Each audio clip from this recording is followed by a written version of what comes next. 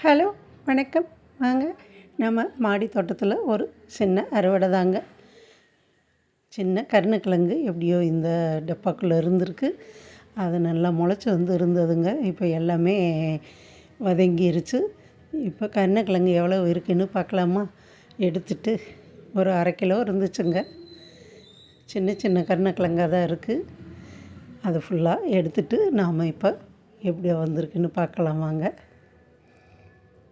பாருங்கள், அவ்வளவுமே நான் எடுத்துட்டேன். மண்ணை திருப்பி அள்ளி வச்சுட்டு அதை கழுவி எவ்வளோ இருக்குதுன்னு பார்க்கலாமா? நம்ம கிராமிய சமையல் சேனலை இதுவரை சப்ஸ்கிரைப் பண்ணாமல் இருந்தீங்கன்னா சப்ஸ்கிரைப் பண்ணிடுங்க. நன்றி, வணக்கம். பாருங்கள், அவ்வளவுதான். இதை நான் அலசி எடுத்துகிட்டு எவ்வளோன்னு காமிக்கிறேன் வாங்க பார்க்கலாம். போன வருஷம் நல்லா 2-3 கிலோ கிடச்சதுங்க.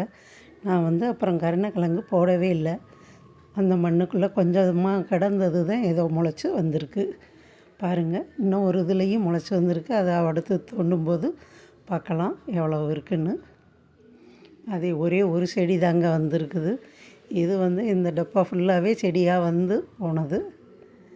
பாருங்கள், ஃபுல்லாக அலசிட்டு